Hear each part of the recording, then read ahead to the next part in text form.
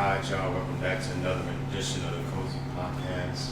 Here with my co-host on the Zaya, our little brother Marcus. And today we got a special guest on the podcast, my homegirl, Jada, right here. You feel me? Hey y'all. Yeah. So tell them a little bit about yourself to start it off. So a little bit about myself.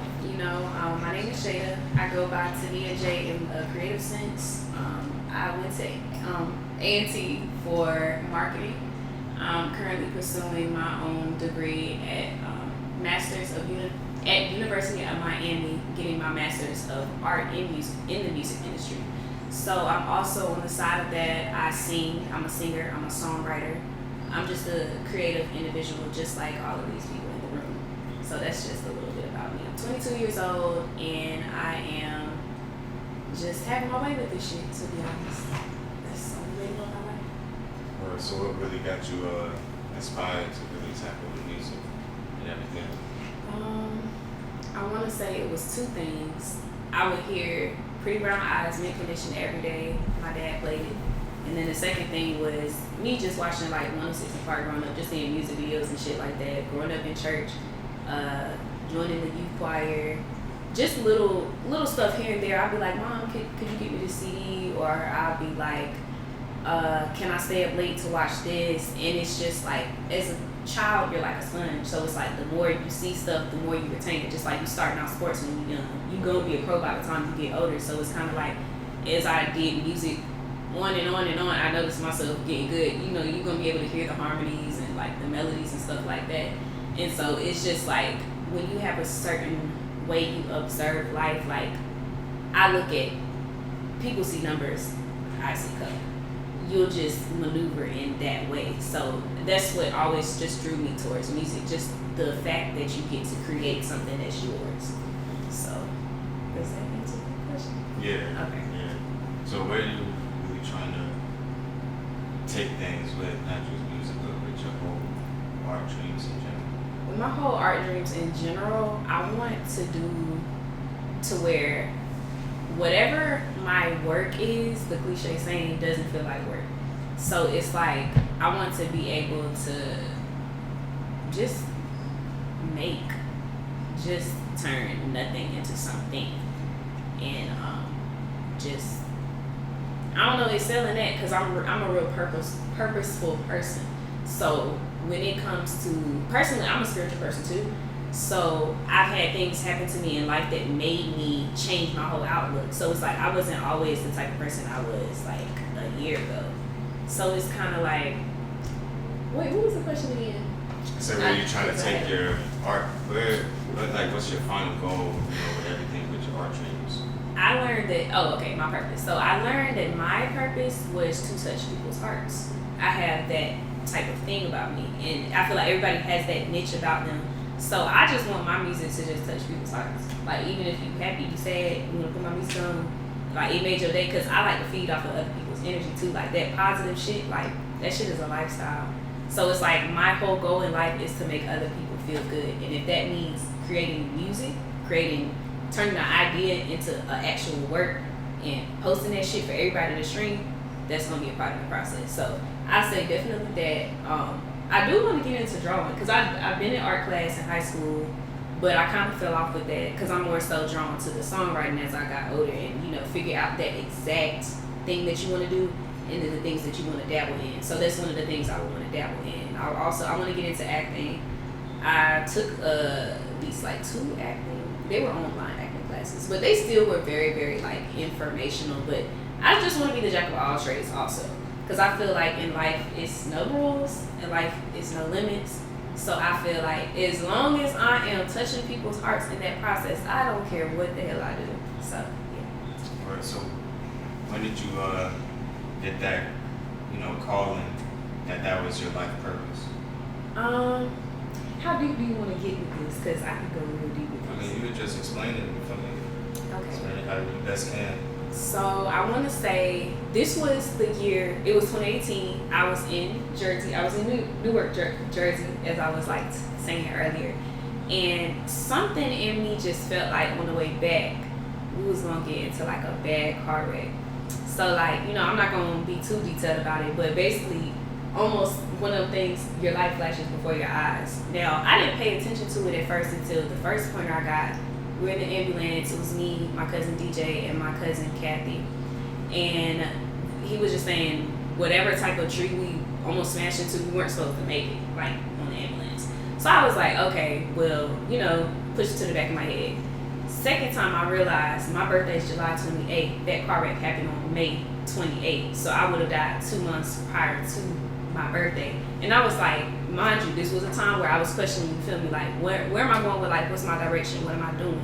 And it was kind of like, I got that snap back, like God had snap me back, like, you have a purpose.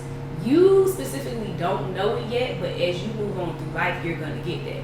So that's another thing when I mentioned, like, before the podcast, how my intuition as I got older had heightened. That's what I mean. When you get shit like that happen to you in life, you don't just cry about it. You sit down and you observe that shit and be like, why did this happen to me? Look at it as in, this happened to me to make me a stronger person. So it's like, it is what it is. Like, plenty of people have gotten in car wrecks before. They might not have the same mindset, but shit like that happens to us. Life is fair to everybody because it's unfair to everybody. You use what you have. Everybody has free will to do what they want to do. Whether you want to do it or not, it's going to come out however you play it out. And you can't get mad at what's going to happen, because it's kind of like the same thing with manifestation. The fact that I even had a feeling that I was going to get into a car wreck ended up happening. But I mean, it's nothing wrong with that. But like I said, God, he gives us challenges too, and he wouldn't give us nothing that we couldn't handle if we wasn't strong enough to. So that's another thing that helped me, like, find my purpose.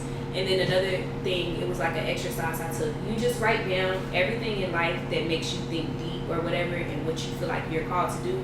Whatever phrase you're called to do that makes you tear up is what your purpose is. So as soon as I had written down to touch people's hearts, that was when I started tearing up, and I felt all the emotions that I guess I felt.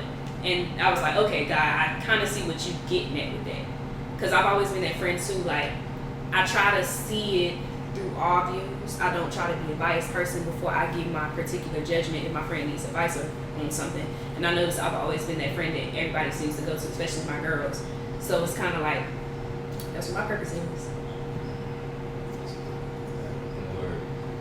Valid. Thank you. That's valid.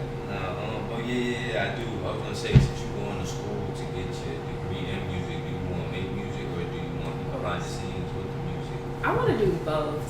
Okay, so what inspired me, I wasn't into songwriting at first, but I watched this show on BET called BET's The Encore, and I kind of got to look up songwriter deals. So the songwriter deal is the same thing as a artist deal, except you're working behind the scenes. You're signed to one particular company, you're writing songs, and it can go to any big artist. And so on top of that, you basically get that percentage of however many times that song is streamed. So a part of that, and then a part of being an A&R, I watch a lot of musical documentaries on top of the podcast that I watch too. It's just like, you'll see a lot of the OG, the old heads, like you got Teddy Riley, you got Babyface, and the way they started out, like, I don't know, they started out small, but as time went on, they just met that right person. So I'm one of the people, I'm remaining positive about that, because I feel like I believe in my talent, and on top of that, I'm saying that to say the Teddy Riley interview had mentioned what an A&R is and kind of what an A&R does. So Michael Jackson, he low-key is the jack of all trades. Like, he knew which songs were going to make the album with Remember the Time. He knew which songs were going to be hits and which songs weren't. So Teddy had kind of broke down and explained how, like, that process goes. Like, when you got the picture of the album that you want to pick, and then you got the visuals for the songs, and then you got the creative process for the songs. So A&Rs go through and listen to the set list before the listening party even happens. So as I went on and, like, watched musical interviews, and that got me into even more behind the scenes titles in the music industry, because you think that it's just like an artist, a producer, and a record company, but it's a big umbrella of things. And at the end of the day, because I went to school for business, music is still a business at the end of the day. So even though it is a cutthroat type of thing, the world's cutthroat. So that's how I look at it. So you were trying to deal, if it was, like, you could explain how the deals really work and everything? Yes. I only know about from you. So when you say like hearsay, Like I just know from like researching certain things I never went to school for, so I wouldn't really know what's really going on. Cause I didn't know like what you was talking. I didn't know A&R do that. I thought A&Rs go out and find artists. they do that too. I thought that was their only job. I know it's like artist development, and I don't know. It's a big process. Like it gets real technical. Okay. That's one thing I'm learning. So would you sign the deal? You said, am I signed to a deal? Would I sign the deal? Yeah, I would sign the deal. But I would have to read the contract, of course. I would definitely get a lawyer to look over it and all that before I sign anything in fine print. Because that's another thing that you wouldn't think is important in business, legality. That's another thing I've been learning. Is a lot of treaties that went into copyright. Sampling used to just be when niggas just took your song and didn't even give you credit for it. That's like what it used to be back in the day, and that was normalized in the 80s. Really, copyright and stuff like that didn't become serious until the 90s. So as like copyright goes for music, the same thing goes for like your content. You want to be able to own your content. You don't want nobody to steal whatever the hell you got going on. So you got to have that legality in place in the business side. So it's like, you feel me? It's cool. You a good artist, but your numbers got to match up to the money that you got to bring in. Because if not, they gonna kick your ass out. That's how that goes. So that's what I mean when I say like it all is like a whole umbrella and connects, and it's like real technical. Right. So how was your experience at school? My experience at A&T was definitely the proper HBCU experience. I had a great time.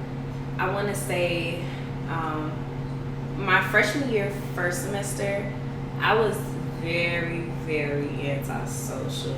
But it was only because like I was still figuring out, I was fresh out of high school. You know, when you the quiet person, you still figuring out who you finna hang with, like who you wanna go to the caf with. But then as time went on, I didn't meet my friends in group chats for real. I met all my friends the traditional ass way. I met their ass in person. We just clicked. We met each other in the club lines.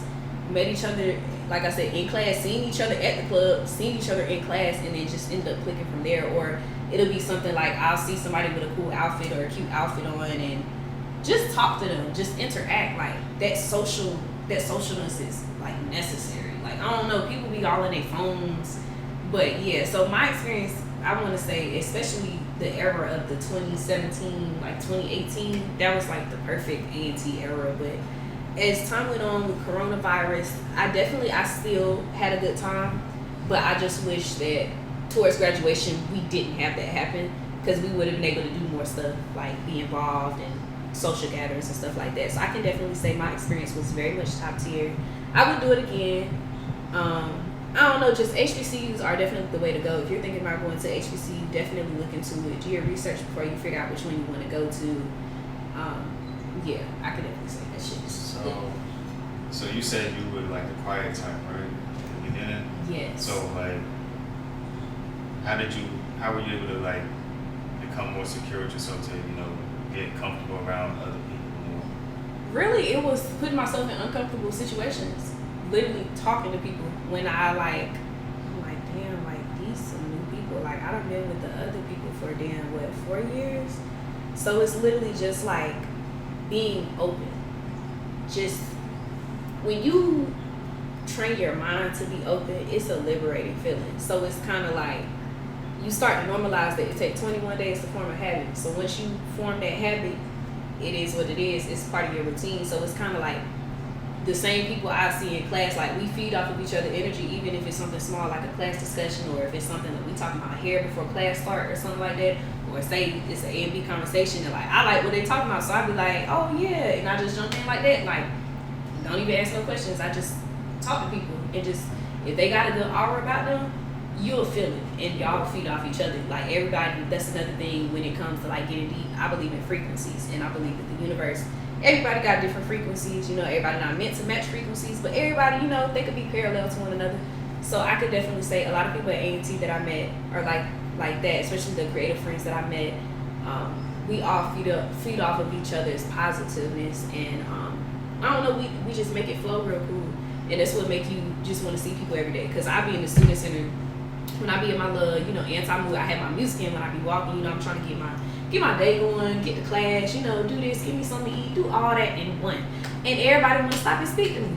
But why? Because I sat there the times that we hung out, and how we even got introduced was because I just started talking to them off back, or say we in the student center and they having a card game or something, and you just have a moment, and from that point on, you'll recognize them on campus. It'll be something small like, oh, I don't know, bro, but like I say what's up to them, and then the more you speak to that one little particular person, you gaining more friends just off of that, and you doing it like the right way. You not on no social media, on no weird shit like, oh, I'm high Diddy, like I can't talk to her because she got this many followers. I can't talk to him because he got this many followers. He gonna come off a certain way. Like, nah, you just gotta talk to people. That's all it is. People not scary. Like, you gotta make others feel comfortable on top of that. You make a person feel comfortable, they'll be more open to talking to you and stuff like that. So it's just like, just be yourself. That's all it was, like, being at the HBCU. Is that how it is for you? With your first semester to AET? I mean, I'll be chilling. I'll be minding my business. But that's just because, you know, there's just stuff going on in life at the time. So, but I don't have no problem being to myself. Like, I talk to the people I talk to, but I don't be talking to everybody because I know everybody. They're not good people. Yeah, people get to college, you don't know people, so you gotta fake a persona, all this other stuff. So, yeah. How were you able to weed that out from people that you were around? I could definitely say, you said like about the keeping whoever you have around, how could I feel off that? Like how can you weed out, people that, are genuine and people that have hidden agendas or just not people who know with you? I could speak for myself because like I said, I'm a spiritual person. So when you got a certain relationship with whatever you believe in, he gonna filter it out. Like, you gonna know off bat. And 10 times out of 10, every person that I felt, I've always been the type of person I can call shit before I see it. So if I feel like a person, they energy just finicky, if they body language, it's just the aura, like just overall, like the whole energy, if it's draining in the room, if it goes down or if it goes up, you'll be able to know off bat. Or if somebody got an envious or jealousy about them, they'll do some shit like their ears will raise when you walk in the room. That's what do you call it? A certain type of reaction. It's not just like the 5 senses. Like that shit is a maybe physiological, psychological reaction. It's certain shit like that. You said what? metaphysical. It could be that too. I don't really know what that means, but It's basically what you're talking about. Metaphysical is like this energies. Yeah. So definitely, like, you could just feel that off bat. And it's kind of like, I understand what you mean too, because all people aren't good people. And it's like, what I can say about A&T, when we first stepped on campus, the upperclassmen had set the tone of a welcoming environment. Versus now with us, like I said, we're very much social media. Everything's probably posted on TikTok. Everything's posted on a page, like a Twitter page, whatever, cool. But like, coming into school and it's like you graduated and it's still like coronavirus going on, you definitely not gonna want to vibe with people and just like meet with them and be like, oh, I got some new friends. Like, it definitely don't work like that either though, which I could definitely understand that viewpoint. So what do you feel like you could do within yourself, because you peep how like the culture changes with social media and stuff. So like as we get older, what do you feel like you could do to kind of like, help the next generation stay on the right path and stay mentally sane when it comes to certain things like that?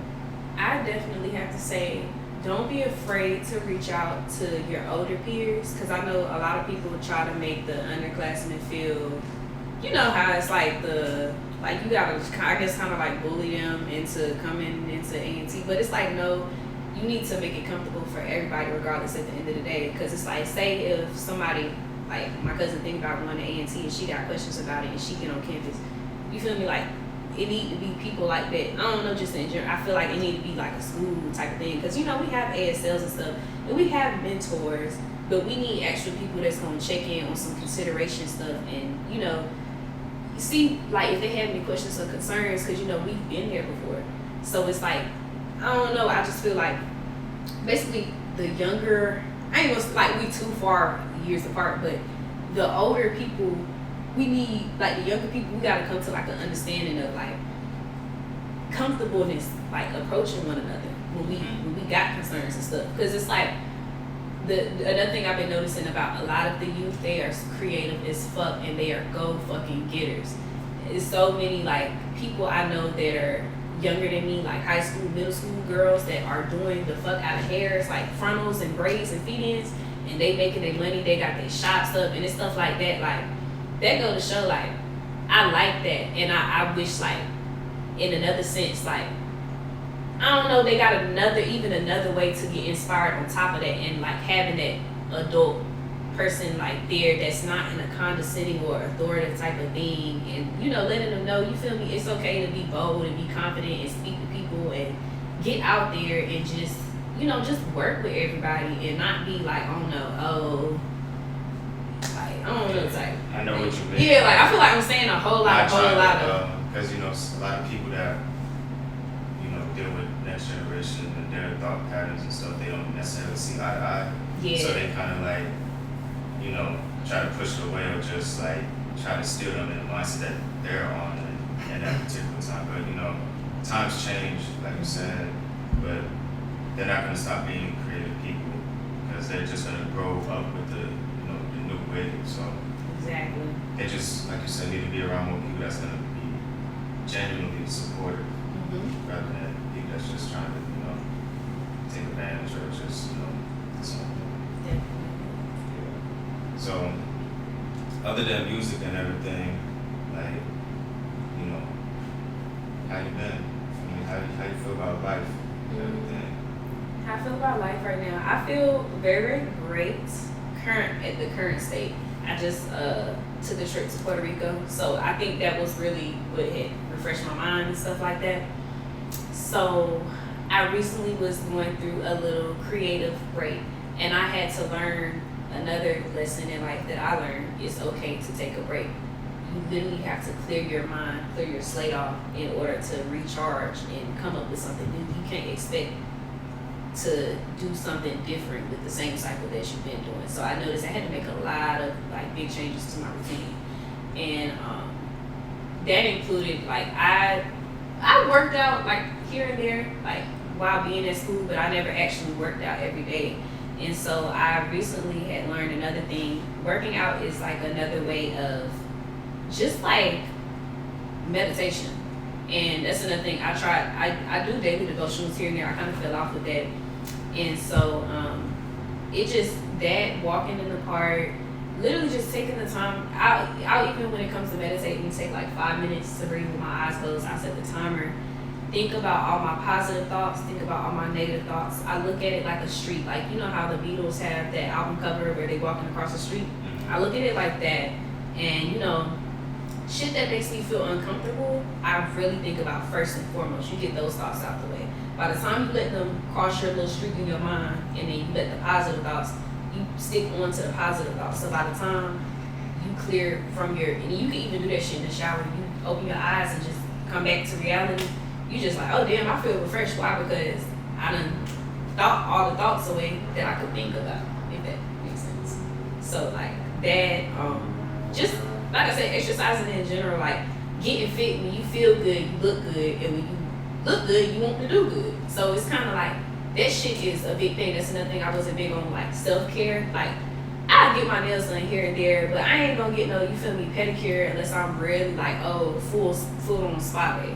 But I was just like, you know what, I'm gonna start normalizing and getting, lashes, hair done, little stuff like that. Literally, when you walk out, like when you get a haircut, you can't say you don't feel good after a haircut. Like, you feel like therapeutically good. Yeah. So it's kind of like, you gonna be able to take on your day. Cause why? Cause I look good. I'm fresh as fuck. And it's like, I'm a fresh nigga, a fresh girl, and I'm having my way with life. Why? Because I feel good. You feel good, you look good, you look good. Yeah. so that, you correlate that to ego? Ooh, that's a good question for a Leo. Yeah, I would definitely correlate that to ego, but do you mean ego in a sense of like in a bad way? No, or? I'm saying like ego in general. You feel like you need your ego? Because I feel like you need an ego. Your ego protects you. You most definitely need it. For sure. You just gotta keep it in check. But how you gonna feel? Yeah, I feel like, you need it to a certain degree. free because you can't doubt yourself. Doubt yourself. That's a great question. I mean, I feel like it's not a necessity. The only reason I say that is because you don't really need your ego. Because I mean, in the creative aspect, you're talking like creating something, and yeah, that's obviously needed because your thoughts is what from you makes whatever you're trying to paint like come to. But nothing in like in terms of actually needing something like in life, you don't really need it. You just feel as though you need it because that's what makes you who you are. That makes you different, and everybody wants to be different and feel different, but these are all wants at the end of the day. It's not a need. So. What is the ego? It's the real question. The ego, because Jacquees is a perfect example, but he's a successful person regardless of how much he wants to feel. I'm the king of R&B. He has a certain, another thing I learned is the word delusional. That's been my favorite word this month because I feel like a lot of people have to be delusional. But you have good delusional and bad delusional. He's a good delusional because he's delusional enough to where he thinks he's the best in his head, to where he creates to the point where he drops enough shit to where people love it enough, like the Trip song. Like, even though we could talk about Jacquees, even though, you feel me, I'm not really a big Jacquees fan when it comes to the covers. A lot of people love his covers. Like, what else did he do? Persian rugs. Like, that shit still gets played. So if you have enough confidence, people are going to jump on the bandwagon regardless. If they see that you got a following of some sort or some type of supporters, you're going to have your real genuine supporters, but you also going to have them people that's just there for literally whatever, like, I don't know, they support you just because. But like I said, the ego plays a part in that. Like, your own ego plays a part in that process. So, I mean, it depends on the person. Like, you got the Bobby Browns, and then you got the humble people like the Big Sean's. Like, I don't know if y'all watched the Big Sean Drink Champs interview, but it was on some type shit to where one of the songs Kanye had wrote needed help writing a verse. I think it was Way Up, I Feel Blessed with Drake. So I guess when Drake had their beef with Kanye, he basically was on some type, I think he ended up putting Drake on the song instead of Kanye. He was like, damn, like, you gonna put me on this song? Alright, bet. So he was just kind of on some petty shit like after that, and I think that's kind of, he was just explaining how, I guess, like, the ego was a part of that. And I could just tell off that, like, reading Auras and Energy, he seemed like the chill, laid back person. Like, he don't want to beef with his friend, but at the same time, it's kind of like, another thing, he didn't end up finishing that verse that was supposed to go on that album. You didn't get it done in a timely manner, but you just on some petty shit because of your ego, because you don't want me to be cool with this person. So, I don't know, it's kind of like, you see that shit just everywhere, like that ego, like you can see it in a good way or you can see it in a bad way. I feel like it's all about balancing, knowing when to take certain things into account. Because like Marcus was saying before, if you're talking in a creative aspect, then like you need your ego because you need to be confident within yourself, and no one's gonna have more confidence in you more than you. You know? Exactly. So I can understand that, but the ego can also like you can also manipulate your mind into thinking that you're always right about certain things, which could, lead you down a path that you aren't necessarily trying to manifest, but it's subconscious who you are. Definitely. I feel like the ego is who you are, like, just in general, like, clothes you put on, like, you pick those type of clothes because you like them, that's your ego. It's not always about a negative and a positive thing. I feel like the word ego has a lot of negative connotation to it, but at the end of the day, your ego, what makes who you are, everyone different type of thing. So, like, I feel like the ego is real subconscious too, because we do things that are just specific to us that we not even aware that we do, and that's just because of our ego.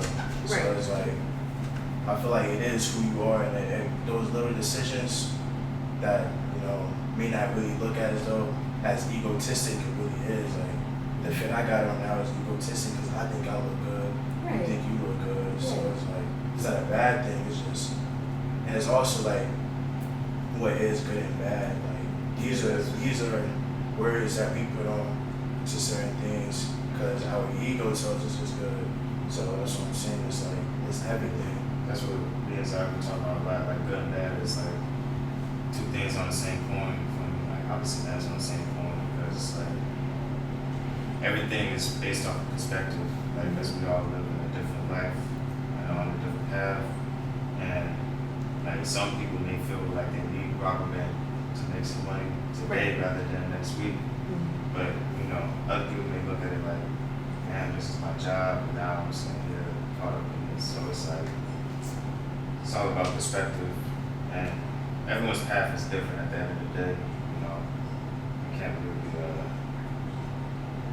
put a label on what it is good and bad, because when you walk in somebody else's shoes, you know, everything is different. We're all looking at stuff from different ways. Like that movie. What did you say that you spiritual? Yes, what question do you have for this? How you feel about? First of all, have you ever seen the Truman Show? No. No. Is it on Netflix? Nah, I got the jailbroken fire stick, so that's how I watch it. You know? But it's somewhere on the internet, you can watch it. But damn, if you had saw it, I was gonna talk to you about it, but you can watch it on your own. I ain't gonna spoil it. I mean, I wouldn't care about no spoilers. Or nah, it's just it got a lot of little hidden messages to it and stuff like that. So you know, but when you watch it, you have to automatically know. So when I first watched it and I saw it, Right. you know what I'm saying? So it was like, boom. First off, the movie is like his whole life, Truman. I forget what actor it is. It's not Will Carroll. One of them. Jim Carrey. Yeah, one of them. That funny ass white boy. So, it was him. And his whole movie is a stage. It's an act. So, you ever like grew up as a child?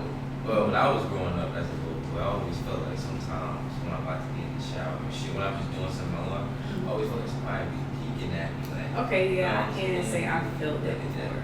Alright, word, okay. So, yeah, his life is a whole act. And I think in the movie he a little slow or whatever. So, everyone knows that his movie is staged though. Like his mom, his dad, his girlfriend, his friends, Right. everybody in the neighborhood, where he lived is fake, everything's fake.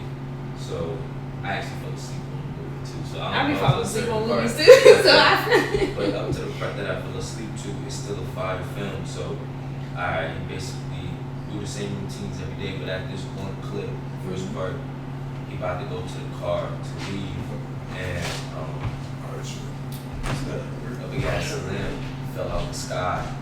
I like a lamp, like a lamp type shit, fell out the sky. No, my bad, a musical lamp, like the stage light that people use when they doing the Like the lighting, the different colors. What are those shits I called? like them lantern lamps on the stage, like. Yeah, stage light. You know. So the Hollywood movie. So that fell on the what's the name? It said Sirius on it, like the Star Sirius.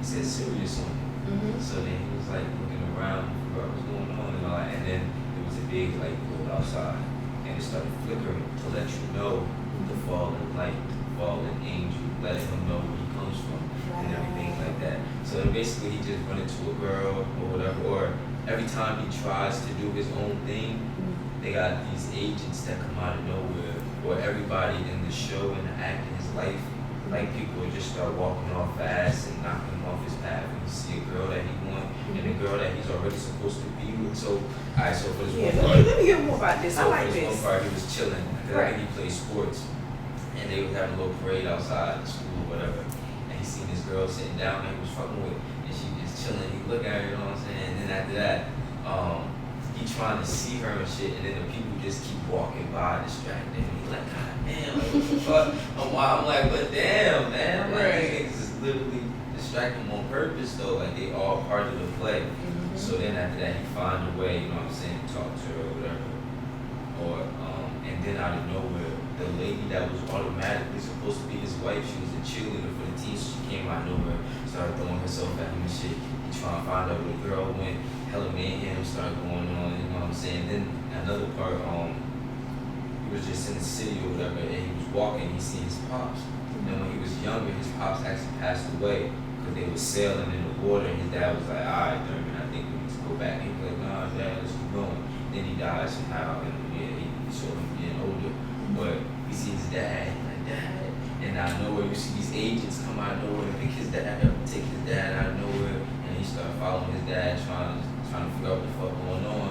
And then he telling his peoples what's going on, and they acting stupid, they acting dumb, but they all on it.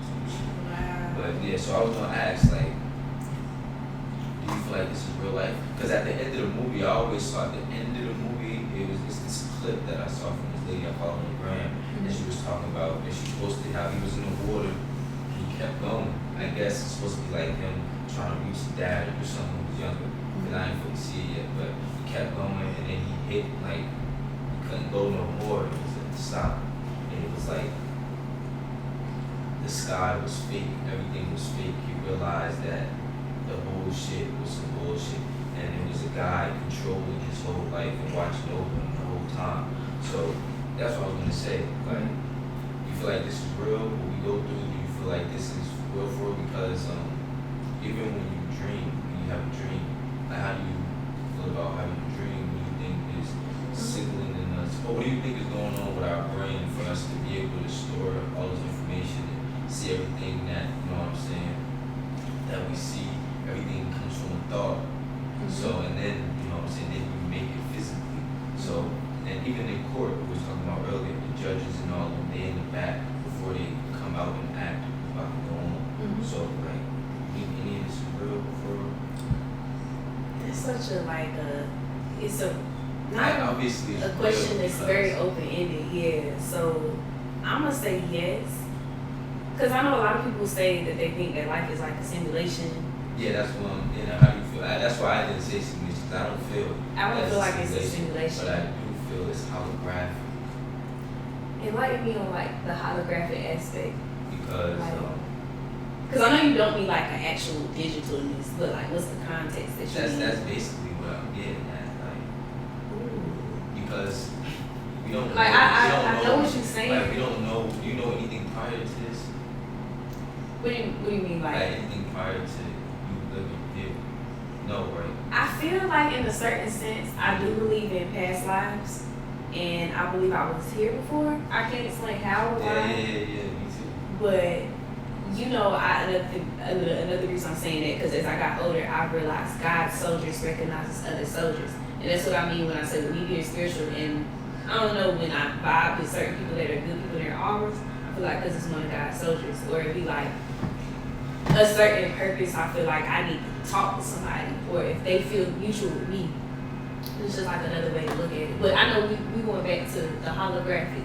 Yeah. So like, So I'm saying, as in, because whatever we think comes to life. So, and on top of that, you know how our eyes are flipping the images upside right for us. Yes, So we're really in yes. an upside down world. oh my God. Just like in Stranger Things, he was stuck in the house behind the walls, he wasn't in the walls, but he's in the walls. He's in the upside down world. We live in an upside down world right now because we're left is right, right is left, up is down. It's all inverted right now. So, and you know with a holograph, you can put whatever you want on here. Okay. So, and everything, like I said, everything that's down here came from the mind first. So that's what I'm saying, what is really real? Is it us or is it just our mind that is real? Because we can have dreams, but we doing it with our mind. And whatever you take on before you go to bed, that's That's more what likely you what you're dream. going to dream. So I'm saying, what is really real at the end of the day? And sometimes if you do certain things before you go to sleep, you won't remember your dreams. So it's almost as if you can block yourself and stop yourself from doing certain shit. So that's what I'm saying. And you know, the human brain lies to itself all the time. We can, like you were saying, picture yourself to believe something that's not Oh real. yeah, You know what I'm saying? You can start definitely. telling lies and then actually believe. Like, there's plenty of movies on Netflix and Hulu and all that where there were serial killers and everything, psychopaths who created different people in different situations and scenarios in their mind because we can see visual images in our mind as well. So and you know with music too, you're singing and all of that, so then you can gain the image from what you're saying just from the words. So that's what I'm saying. Like, what is really is it like 'cause obviously the flesh is real, we're here, Right. but it's like it's like that drunk moment, like, damn, I'm in this bitch. Yeah, Like, you know, I was telling them the other day, I was talking to my mom at 3 in the morning, and I was like, damn, really my mom. Like, it just didn't feel real at the moment. Like, she was just, I couldn't believe that that was my mom at the point. Like, I was just like, did you feel nostalgic? Do you ever feel nostalgic when you have your moments like that? Like, I'm really here. yeah, Or is it that's just what I'm like saying. because I've noticed when I was younger in my youth, You and I talking would, about like deja vu type shit? yeah, like in a certain, like I'm excited, but in a good, chill, mellow, like Yeah. wow. But yeah, definitely that's a way of deja vu to, yeah, that is deja vu. But it's like, kind of like one of the things, like you felt like you had a dream that you was there in that moment, Yeah. and then that moment happened. Cause like I think it was like I went to Great Lodge and I had a dream I was in a wave pool. This was like probably a year prior before I actually had went in it, before it was actually even me. And then next thing I know, I'm at the wave pool. And mind you, I hadn't really been to no water park or nothing. So that was like my first water park I had been to, like 11, 12. And it was just like, damn, I'm really here. Like I literally was just, this feel like deja vu because I feel like I've been here before. And I don't know if it's because, I don't know. Yeah, because like I was saying, it's, well, me, in my experience, like you were saying how you had experiences happen to you that made you feel some type of way. I have too, you know what I'm saying? And Please I share. knew it was me. Okay, I'm share because I never shared it on it. Okay. Alright, so in January of 2021, I was chilling in my complex. I had just bought myself a car, you know what I'm saying? Feeling myself, yeah. And then I was about to go to his crib. So I'm like, and usually I leave the crib around a certain time, and that's my problem too. You know what I'm saying? So, Yeah. but I was washing clothes and I told my mom, like, yeah, mom, I was washing clothes, I'm gonna go to Hollywood crib, and then I'm gonna go eat songs with my sister there. So I left the crib, and I had called somebody, boom, and they hung up, and they was at work. So then I was FaceTiming the homies, because you know, FaceTime just had it added with FaceTime, so now you have multiple people on FaceTime, yeah, so it was lit on FaceTime. Very And I walked nice. up the crib, looked to my left, looked to my right, and I'm like, oh shit, bro, look, it's a Tesla truck. So I'm thinking it's a Tesla truck in the complex. And then they're like, oh, let me see. So I'm like, look. So we all super on the phone, like, damn, niggas like, dang, the fucking Tesla truck, it's a Pontiac truck. But you know, the Pontiac truck, it got like the same type of little transforming structure built to it. So now I'm like, damn, so I boom, so I walk, boom, and I look inside the car to see, like, damn, why does it look like that? And it was a Hispanic nigga, and then I bet I worked. So I had looked in the car with somebody sitting in there, and I had like, he had said what's up to me. So I had one like that to acknowledge that we saw each other. So then I walked to the back of the houses because I was about to get some smoke from somebody. But I didn't let the person know I was back there. I didn't let nobody know where I was going except for my mom. Because I had told my mom that I was going to finish where I was supposed to go to his crib. So then after that, but I was distracted by the FaceTime call. So I didn't even, you know what I'm saying, we on the phone, gelling off each other, talking shit, laughing. And then after that, something told me like, Zaya, look to the left. So then I looked to the left, like 2 seconds later, I looked to the left. And there was 2 people. The Hispanic boy that was in the car, and then there was another nigga talking. And then I'm like, oh, I bet. And I thought they was walking over to ask me for something, because you know what I'm saying, people be fucking with me over there. So I'm just chilling on the phone, and then niggas like, yeah, nigga, where that bread at? I'm like, what? Like, nigga, where that money at? And they started tapping my pockets in my jacket. I'm like, oh yeah. So then we started getting right, boom, and then all 3 of us, we end up on the ground. But then I'm like, checking my pockets, I'm like, let me make sure I don't drop none of the first. Then after that, I'm like, damn, what is this? And I turn around, and the nigga like, man, fuck that, bust his ass. Pulled out the grip, and I'm like, damn, these niggas trying to shoot me. Then I just got back, fast as fuck.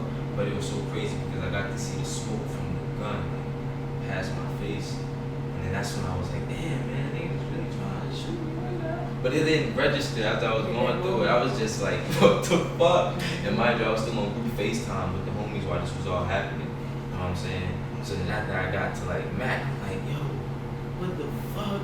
Like, I'm just like, nah, bro. So now I'm like, let me get the fuck out. Let me keep getting lit before these niggas spin and catch me. black, and then I'm all dead in the middle of nowhere. So then I just kept going. Then I got to get breathing. I'm like, God damn. Then I called him and called my people to let them know what was going on. Then I had, I was just chilling at the park for a little bit. That's I'm like, wow, what the fuck? And then I'm like, I was all laying down on the ground, like, bro, what the fuck just happened? So then I'm like, let me get up before these niggas kill me at the park. So I got up, start walking. Then I just started seeing people that I knew. They like, bro, you heard what just happened? I'm like, yeah, bro, I was the nigga that these niggas was, you know what I'm saying? So then I saw people, and then niggas was like, ain't no way you don't know who you're shooting at, y'all. Like, bro, I don't. So it was just two random niggas that I never saw before. But I know that the way that it was set up and how everything happened, I was supposed to get shot at that day. Because they shot at me 6 times supposedly, and I didn't get hit not once. Exactly. So, and they was set up right along the strip of the house that I had went to go do whatever I was going to do. So they must have been out there prior there or months or before I knew. Or I bet Zaya come out the crib sometimes, he go do this. Or Zaya come out the crib, he might go do that. So, you know what I'm saying? They probably was like, alright, it's a good day. He probably going to get something to smoke or whatever. So, you know what I'm saying? It could have been random act, but I don't think it was random. I felt like in around the time that it happened, it was definitely to show me, to slow my ass down or whatever I was doing. Because I needed to go through that because now, you know what I'm saying, I got to look at things on a different level and got to know who I am. Because, like, I got myself out of that jam. You know what I'm saying? It was 2 of them. It was, you know what I'm saying, 3 advantages against 2 people and a weapon, a firearm, and I still got out of there. You know what I'm saying? And I could have been on some bitch shit like, oh, just take it, but it was none of that. Nigga was not doing that. So I got to know, like, the power that I really have, how I'm able to move and adjust to certain situations. You know what I'm saying? Ever since then, I really got to go through a lot of ups and downs, you know what I'm saying, from that situation, because I allowed that situation to hold me down a couple times and everything. So it helped me be able to actually learn from and grow from, and I need to go through that.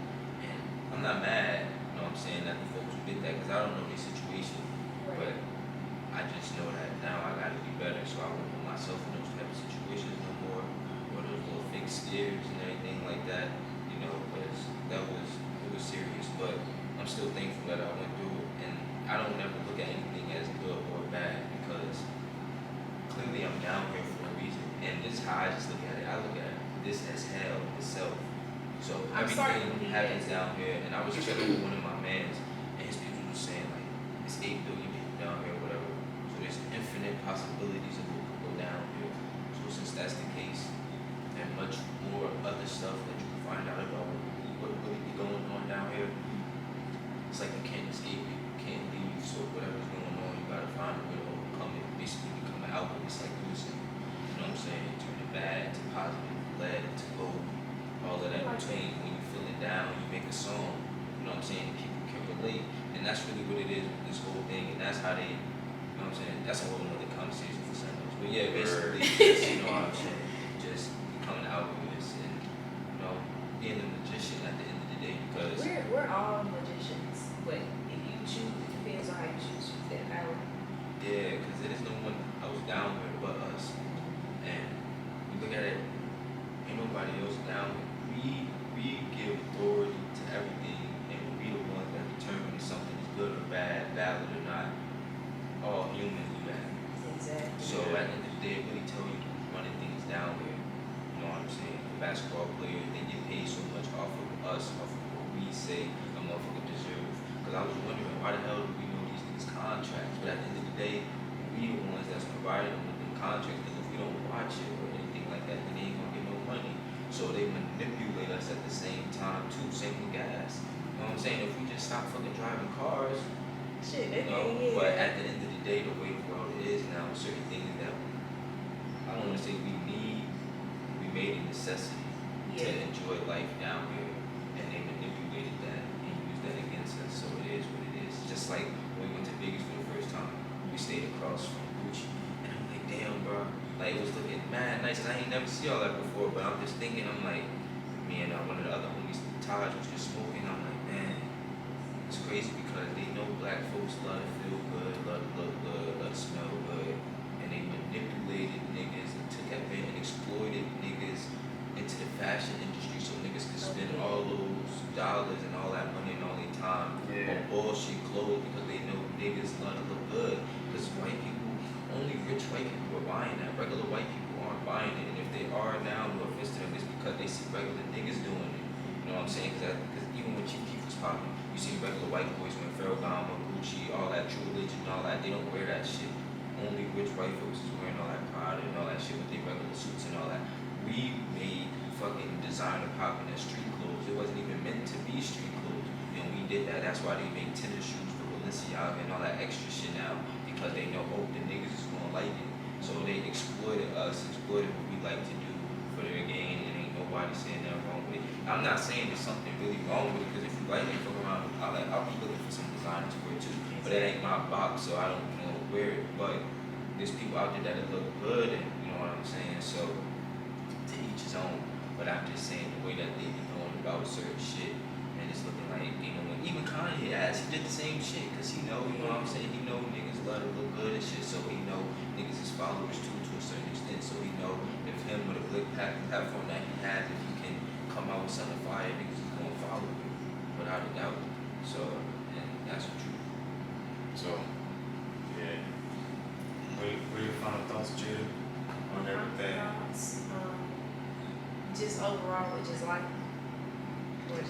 Yeah, I mean, just to close things out, like, what are your final thoughts? What you want to let the people know about yourself? Be on the lookout for me.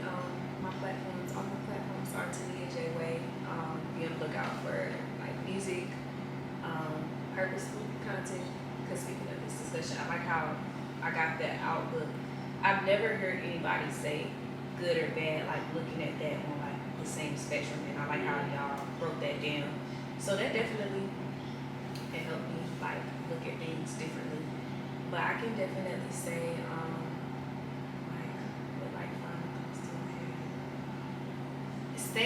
stay grinding, stay doing what you got to do, make your money.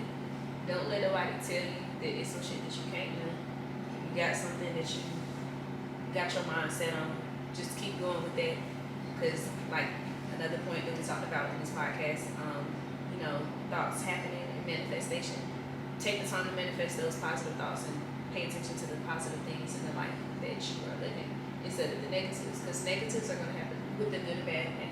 Negatives are going to happen regardless. Positives are still going to happen regardless. You keep yourself down, you're going to stay down. You have to keep yourself up. You have to, like I said, feel good, do good, look good. And it's just that way. Well, I appreciate you being, part of today's podcast. Wish you nothing but the best in the future. And yeah, you gave me your Instagram and everything, right? Yeah, Tania J Way. So TANIA J regular JWAY. Word. On all platforms. Twitter, Instagram. You guys got some closing remarks that y'all want to let people know? Follow me on the bird. What about you? Word. Well, appreciate y'all for tuning in. Feel me? Shouts out to Jada for sticking with us on today's episode, and we're gonna catch y'all on next week's episode.